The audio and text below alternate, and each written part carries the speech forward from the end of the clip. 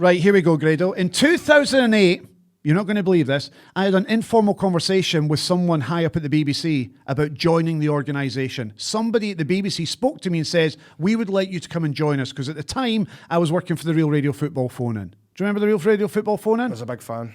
Big fan of the show. So I was working at the Real Radio Football phone-in. I went away, spoke to my boss, Jay Crawford. He said to me, it's not for you. Stick to the Real Radio Football phone-in. And having thought about it, I thought that the BBC wasn't for me. Ask me why the BBC wasn't for me, Grado. Why was the BBC not for you? Because it's full of dinosaurs and cliques with their own agendas, and I knew that my personality and honest opinions wouldn't be liked. You've actually wrote that down. How long did that take you to come up with? You sitting all night coming up with that one? You've got your laptop out and you just read that in the most pure forced, computerised. Do that again.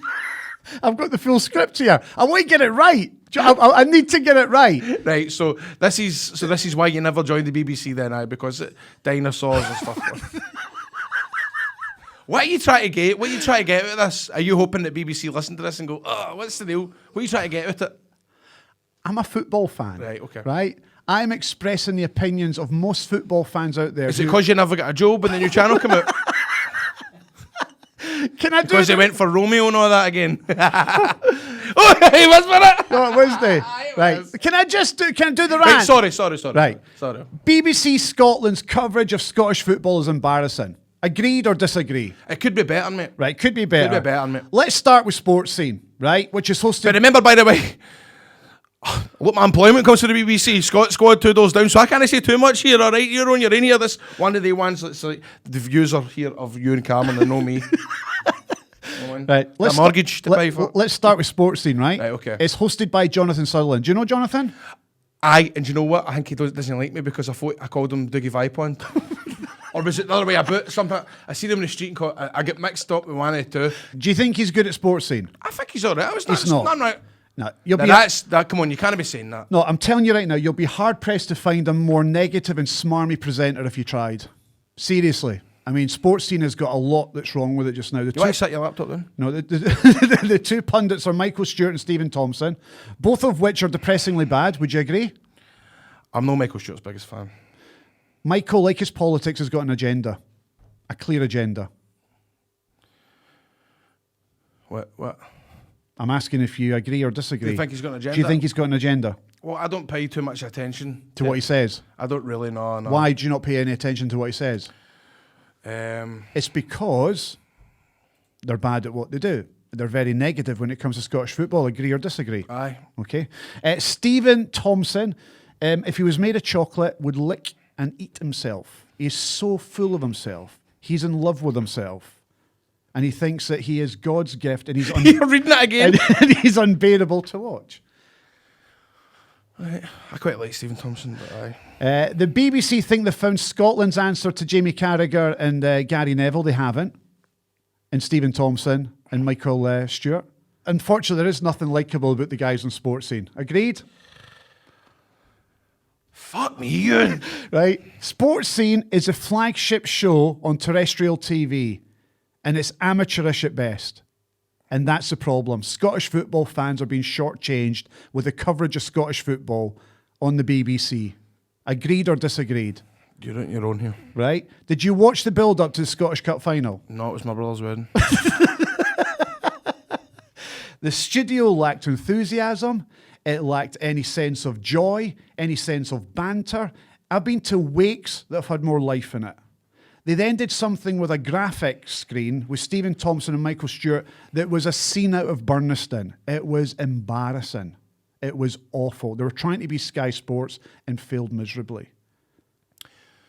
Right. So what do you suggest that they do? It needs a shake-up. Right. Sportscene needs a shake-up because it's far too negative. And let me get on to the Sith Lord of BBC pundits. Right. That is Tom English. Constantly negative. Running the game down. He's got an issue with St Mirren, celebrating a playoff victory against Dundee United. I totally don't get that because... What was that all about? And I think there's also as well, what actually annoyed me as well was the Lineker and Rio stuff Ferdinand, in the box a couple of weeks ago as well. I thought, look, there is a prime example of passion, love for the game. Correct. It doesn't matter who. There's nothing wrong with rivalry. There's nothing wrong with it at all. So if presenters, commentators want to celebrate like that, then why should they know? So they've got to keep professionalism. What are you talking about? That's a prime example why it shows football is such a beautiful game, and he bashed them for it. And the reason we're doing this show is why? Because we love the game. Exactly. We're football fans, and we're going to celebrate football. But there was Tom English. But is he trying to gauge No, a he's reaction? not. He's not. I don't think he is either. Because sometimes I think Sutton wants to be Kate Hopkins. Yes. He wants that kind of... I'm not sure to like you that analogy, but yeah, no, but I know you get what you what mean. I mean? He likes playing the pantomime villain. Yeah. And Tom English does it. I don't think he does. I think No. he's just generally that. Tom tweeting about St Mirren celebrating a playoff victory was beyond belief. That result didn't just save the club's premiership status, but it saved countless jobs. I know. So many people would have been out of a job had St Mirren been relegated against Dundee United. Yet he had an issue with the St Mirren players and its staff and its fans celebrating a playoff victory against Dundee United. Now, I've got back into football because I want to have a laugh with you. Aye. My big Daft pal, Grado, you're a passionate football fan, you're going to be honest, you're going to wear your heart on your sleeve, and I'm that kind of guy as well. And that's what football fans want.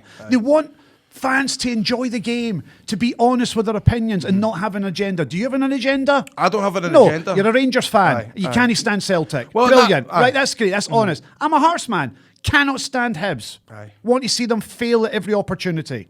I just can't understand why up here a lot of the presenters have got to hide or at least cover up who they support. I keep saying it again, there's nothing wrong with rivalry. There is absolutely nothing wrong with not liking the team That you're playing against. Aye, If you're what's wrong with that? If you're a pundit, wear your heart on your sleeve and be honest, and be fans will honest. forgive you. Aye. See, we're trying to hide behind something. That's when they stare. That's when they go. That's when they smell a rat and they can't. Then they lose respect. See the computer? That's the rant. I'm going to close the computer. Well done, mate. The notes are away. That's me fucking the Scot Squad next year.